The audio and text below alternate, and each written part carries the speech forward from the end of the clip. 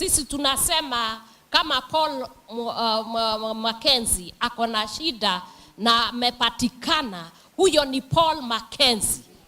Hata mama yake asiingizwe kwa hiyo, hata baba yake na familia yake haiko hapo, na kanisa la Bwana liachiliwe. Huwezi kuchukua mtu mmoja na kwa sababu ulikuwa na mambo yako unaingiza maneno, unaanza kusema sijui makanisa ilifanya. Paul Mackenzie sio kanisa. Yeye hata anasema si pastor, yeye ni master. So we treat him as he is. A criminal is a criminal. A terrorist is a terrorist. Na tujue katika haya maneno, na ndio nasema lazima tuyaongee. Kwa sababu tusipoongea watu watachukulia ati sisi tunasema sisi wa Kristo ni waharifu. Kuna Wakristo bilioni mingi katika hii dunia. Hawa Wakristo huwezi kuwajumulisha na kusema hawa wote ni criminals. Kwa hivyo tuende katika mahali vile katiba imetuwekea.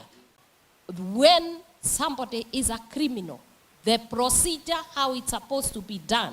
But we cannot stand there and say, because one Christian has been caught in a certain compromising position, so the whole body of Christ must be condemned. No, we must stop that, because it is not right. Criminal is a criminal, murderer is a murderer. Just take the murderer, let them go through the law, and let them be prosecuted, and let us know what they did. If they are guilty, they are put behind the bars. But you cannot condemn every Christian. In the whole world, we have 3 billion Christians. You cannot ramp them and call the body of Christians thieves or whatever it is. And if you have to apply law, it must be fair to all religions. And that must be